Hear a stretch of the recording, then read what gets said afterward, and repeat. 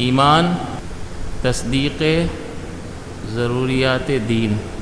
ضروریات دین کی بھی میں نے وضاحت کر دی ہے کہ دین کی وہ باتیں جو عوام اور علماء سب جانتے ہوں کہ یہ دین کا حصہ ہیں، جیسے ارکان اسلام ہے، نماز ہے، روزہ ہے، حج ہے، زکوٰۃ ہے. سب کو معلوم ہے کہ یہ شریعت مصطفیٰ صلی اللہ علیہ وسلم میں یہ چیزیں ہیں. اور اسی طرح جو مشہور حرام چیزیں ہیں وہ بھی ضروریات دین میں سے ہیں، جیسے زنا حرام ہے، سود حرام ہے، تو اس کی حرمت سب کو معلوم ہے. تو ایمان کہتے ہیں ضروریات دین کی تصدیق. تصدیق کا مطلب دل سے حق اور سچ ماننا. تو جو کچھ حضور لائے ضروریات دین اس کو دل سے حق اور سچ تسلیم کرنا، یہ ایمان کہلاتا ہے. لیکن اس کے کچھ لوازمات بھی ہوتے ہیں، لوازمات ایمان.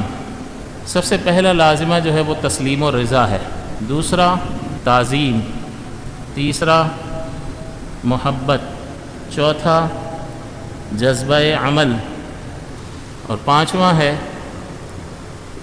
تمام کفری مذاہب سے بیزاری. ضروریات دین کی تصدیق، تسلیم و رضا، تعظیم و محبت اور جذبہ عمل، اور تمام کفری مذاہب سے بیزاری کے ساتھ یہ تصدیق کرنی ہے. جو کچھ حضور لائے اس کی تصدیق تو کر رہے ہیں، اشہد ان لا الہ الا اللہ و اشہد ان محمدًا عبدہ و رسولہ، اس کو مومن کہیں گے یا نہیں؟ گواہی دے رہا ہے، تصدیق کر رہا ہے، لیکن ساتھ ساتھ جو ہے وہ توہین کرتا ہے تو اس کا یہ کلمہ پڑھنا فائدہ دے گا اس کو؟ اس کا مطلب یہ تعظیم جو ہے یہ لوازمات ایمان میں سے ہے. اگر یہ لازمہ ایمان نکل جائے گا تو ایمان ہی نکل جائے گا. حالانکہ ایمان صرف کس چیز کا نام ہے؟ ضروریات دین کی تصدیق کرنا. اس میں یہ چیزیں کہاں شامل ہیں؟ یہاں شامل نہیں ہیں، لیکن ان چیزوں کے ساتھ یہ تصدیق پائی جانی چاہیے، جس میں تسلیم و رضا. اللہ تعالیٰ نے فرمایا قرآن عظیم میں غالباً 5ویں پارے میں اللہ تعالیٰ نے فرمایا فَلَا وَرَبِّكَ لَا يُؤْمِنُونَ، اے نبی صلی اللہ علیہ وسلم تیرے رب کی قسم وہ لوگ مومن ہو ہی نہیں سکتے. کون؟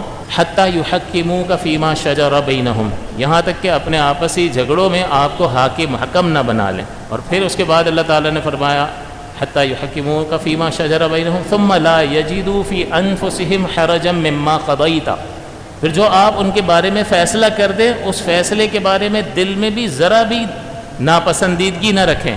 فیصلہ فیور میں ہو گیا یا خلاف ہو گیا، جو آپ نے فیصلہ کر دیا اس کے بارے میں دل میں ذرا بھی تنگی محسوس نہ کریں. وَيُسَلِّمُوا تَسْلِيمًا، اور تسلیم و رضا کے پیکر بنے رہیں، بس سر جھکا دیں. حضور اللہ تعالیٰ فرماتا فَلَا وَرَبِّكَ لَا يُؤْمِنُونَ، تیرے رب کی قسم وہ شخص مومن ہو ہی نہیں سکتا. تو تسلیم و رضا ضروری ہے. اسی طرح تعظیم و محبت ضروری ہے. وَمَن يُعَظِّمْ شَعَائِرَ اللَّهِ فَإِنَّهَا مِن تَقْوَى الْقُلُوبِ، کہ جو شعائر اللہ کی تعظیم کرتے ہیں تو یہ شعائر اللہ کی تعظیم ہی قلبی تقویٰ ہے. اسی طرح حضور کی بارگاہ کا ادب اللہ تعالیٰ نے ہمیں یہ سکھایا. سورہ حجرات آپ دیکھیں، اس میں ان الذین یغضون اصواتهم عند رسول اللہ، اس سے پہلے فرمایا لا ترفعوا اصواتکم فوق صوت النبی، کہ نبی کے آگے اپنی آوازوں کو پست رکھو، بلند نہ کرو. ولا تجہروا له بالقول کجہر بعضکم بعضا، اور انہیں آپ اس طرح سے نہ بلاؤ یا محمد ہماری بات سن لیں، جس طرح آپس میں ایک دوسرے کو نام لے لے کے پکارتے ہو، بلکہ یا رسول اللہ ہماری فریاد کو سن لیں. اس طرح ادب اور احترام کے ساتھ، تو جس طرح ایک دوسرے کو پکارتے ہو اس طرح نہ پکارو. ولا تجہروا له بالقول کجہر بعضکم بعضا. اور پھر اللہ تعالیٰ فرماتا ہے کہ جس نے ایسا کیا ان تحبط اعمالکم وانتم لا تشعرون، اگر کسی نے بھی توہین کی تو اس کا ایمان ضائع ہو جائے. تحبط اعمالکم، تمہارے سارے اعمال برباد ہو جائیں گے. وانتم لا تشعرون، اور تمہیں خبر بھی نہیں ہوگی. اور پھر ادب کرنے والوں کا آگے ذکر فرمایا.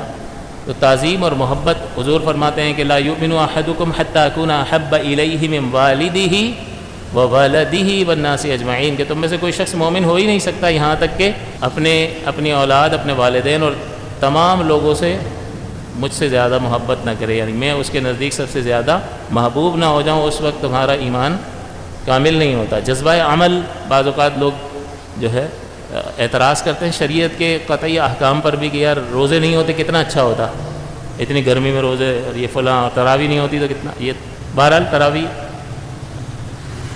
کی بات الگ ہے، لیکن اللہ تعالیٰ کی فرض کردہ عبادات پر اس طرح کی بات کرنا تو یہ لازمہ ایمان کے خلاف ہے، لہٰذا ایمان پہ فرق پڑے گا. اس سے تو احتیاط کرنی چاہیے. اور تمام باطل ادیان سے بیزاری یہ بھی لازمہ ایمان ہے.